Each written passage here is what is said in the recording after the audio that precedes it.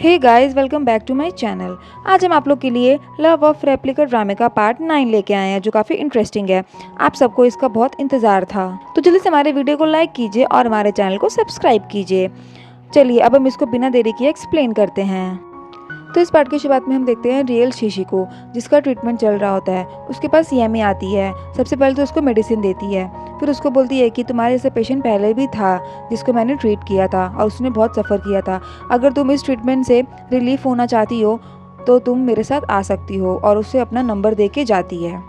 फिर हम देखते हैं कि जो जेन ट्री जहाँ पे रियल शीशी होती है उसको दिखाते हैं। वो एक आइलैंड के पास होता है, वहाँ पे वो इंजॉय कर रही होती है। उसके बाद हम देखते हैं कि आन्यू, लू और जिरांग तीनों ही उस लोकेशन को लोकेट कर लेते हैं कि वो जगह एक आइलैंड के पास है। तभी आन्यू बोलती है कि मेरी मॉम जब मैं विलेज में रहती थी तो एक स्टोरी सुनाती थी और वहाँ पे बहुत सारे लोकेशंस और प्लेसेस भी मेंशन करती थी, शायद वो यही जगह हो। तभी वहाँ पे तियांशु भी आ जाती है और उन लोग की बातें सुन लेती है गेट पे खड़े होके।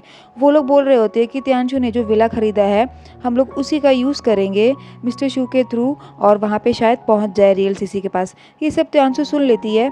फिर वो लोग तियांशु को देख लेते हैं, तियांशु वहाँ से चली जाती है। उसके बाद जिरांग उसको रोकता है और उससे बात करता है। तभी तियांशु उससे पूछती है क्या तुम लू को जानते हो। तभी वो उसे बताता है कि हाँ, वो मेरा बचपन से फ्रेंड है और हम लोग साथ में काम किए थे। तभी तियांशु से पूछते कि और क्या क्या छुपा के रखा है मेरे से। मुझे ऐसा लगा था कि तुम मेरे को सब कुछ बताते हो, कुछ भी नहीं छुपाओगे। तभी जिरांग तो बेचारा कुछ बोल ही नहीं पाता है। उसके बाद तियांशु अपनी फीलिंग्स बताती है यहाँ पे कि आई लाइक यू।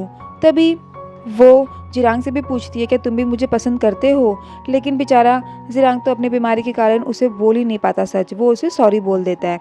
उसके बाद तियांशु का मूड ख़राब हो जाता है और वो उसको बोलती है कि थैंक यू मुझे रिजेक्ट करने के लिए, भी वहाँ से चली जाती है। उसके बाद वो अपने ऑफिस आती है। उसकी एक मीटिंग होती है। तभी उसके पास शीशी का फ़ोन आता है और वो शीशी को भी यही चीज़ बोलती है कि अभी अभी मुझे जिरांग ने रिजेक्ट किया है, लेकिन कोई बात नहीं, और फिर बोलती है कि मेरी मीटिंग है। उसके बाद फ़ोन रख देती है।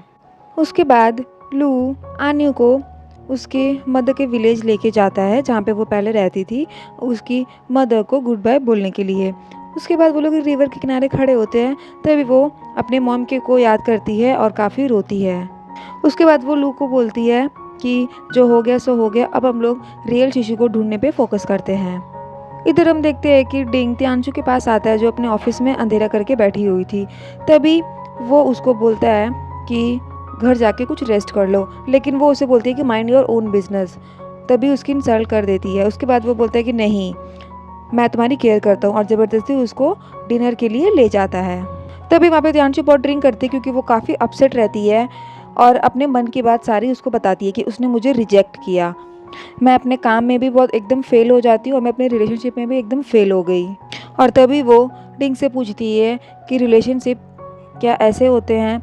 उसके बाद डिंग उसे इसका तो जवाब नहीं देता है, लेकिन वो उसको मूड ठीक करने का कोशिश करता है और उसे काफ़ी हंसाता भी है। उसके बाद वो लोग ड्रिंक करते करते एक गेम खेलते हैं, जिससे तियांशु का मूड बहुत अच्छा हो जाता है। उसने काफ़ी ड्रिंक की हुई होती है तो वो एट द लास्ट सो जाती है। तभी डिंग उसे देखता ही रहता है रात भर। उसके बाद अगले सीन में हम देखते हैं कि डिंग के पास जिरांग आता है। तभी वो तियांशु के बारे में पूछता है। तभी डिंग उसे बोलता है कि तुम तो उसकी बहुत केयर करते हो और उसे लाइक भी करते हो, तो तुमने उसे रिजेक्ट क्यों किया। और साथ ही साथ बोलता है कि तुमने उसको रिजेक्ट किया तो तुम्हें इसका एक्सप्लेनेशन देना पड़ेगा। तभी जिरांग बोलता है कि ठीक है, जब मुझे मौका मिलेगा मैं उसको एक्सप्लेन कर दूंगा। उसके बाद डिंग के पास तियांशु का फ़ोन आता है क्योंकि वो विला जा रही होती है उन दोनों की हेल्प करने के लिए। तभी डिंग भी बोलता है कि मुझे एड्रेस सेंड करो, मैं भी वहाँ पे आऊँगा, हो सकता है कि उन्हें हमारी ज़रूरत पड़े। उसके बाद वहाँ पे वो तीनों ही पहुँच जाते हैं। तियांशु भी रहती है, डिंग भी रहता है और जिरांग भी रहता है।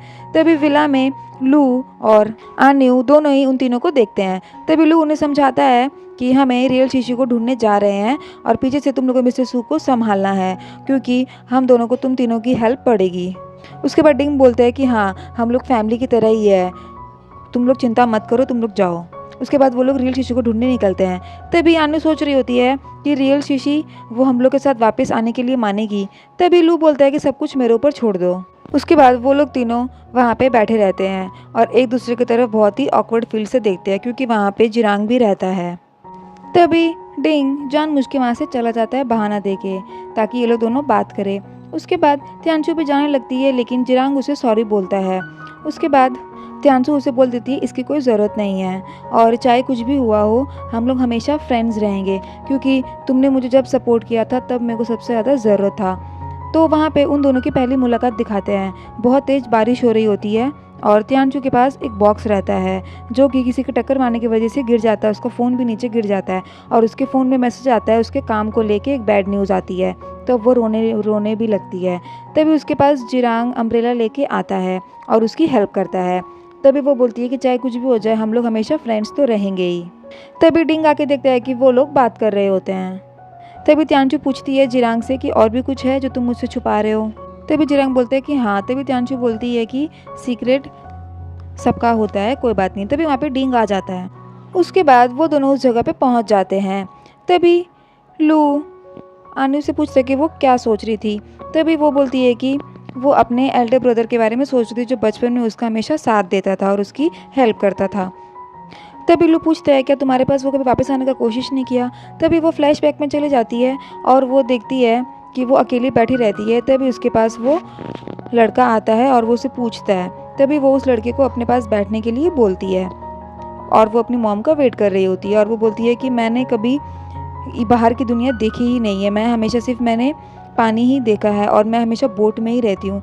तभी वो एक लीफ की और टॉर्च की मदद से उसको एक जगह पे सिडनी ओपेरा हाउस दिखाता है और उसके बाद वो लोग अपनी मेमोरीज को याद करते हैं। तभी आन्यू उसी जगह पे जाती है जहाँ पे उसने उसे दिखाया रहता है। तभी वहाँ पे लू भी वैसे ही एक्शन करने लग जाता है जैसे बचपन में वो लड़का करता है। तभी यहाँ पे आन्यू को पता चलता है कि वो लड़का कोई और नहीं बल्कि बचपन का लू ही होता है। वो दोनों बचपन में भी साथ में थे और अभी भी साथ में है। तभी आन्यू पूछती है कि तुमने कभी मुझसे वापस मिलने की कभी कोशिश नहीं की। तभी लू उसे बोलता है कि हाँ की थी। मेरे डैड जब यहाँ पे आते थे तुम्हारी मॉम से मिलने, क्योंकि वो दोनों फ्रेंड्स हुआ करते थे और तब मैंने उन्हें देख लिया था। तभी मेरे डैड की वजह से मैं यहाँ पे कभी आया नहीं वापस। वो लोग दोनों हमेशा से ही फ्रेंड्स थे और सब काम एक साथ करते थे। उसके बाद ये रीज़न आन्यू सुन लेती है और फिर बोलता है लू कि अब मैं तुम्हारा प्रॉमिस कभी नहीं तोड़ूंगा। उसके बाद वो लोग गले लग जाते हैं, एक दूसरे को प्यार से हक कर लेते हैं। उसके बाद वो लोग वही जीन ट्री के पास जाते हैं जो बचपन में आन्यू और उसकी मॉम दोनों प्लान करते थे उसको। वहाँ पे एक घर भी होता है। वो लोग उस घर के अंदर जाते हैं। वो अंदर से लॉक्ड होता है लेकिन कोई दरवाज़ा नहीं खोलता है। तभी वो आन्यू को बोलता है कि तुम यहीं पे वेट करो, मैं देख के आता हूँ। उसके बाद वो चेक करने जाता है घर के आसपास। तभी वहाँ पे रियल शीशी अचानक से आती है और उसे आके हक कर लेती है। तभी वहाँ पे आन्यू भी आ जाती है और दूर से उन लोग को हक करते हुए देख लेती है। तभी लू तो सोचता रह जाता है कि इसने मुझे हक क्यों किया। और आगे का पार्ट बहुत ही इंटरेस्टिंग होने वाला है क्योंकि ये पार्ट यहाँ पे ख़त्म होता है। Stay tuned.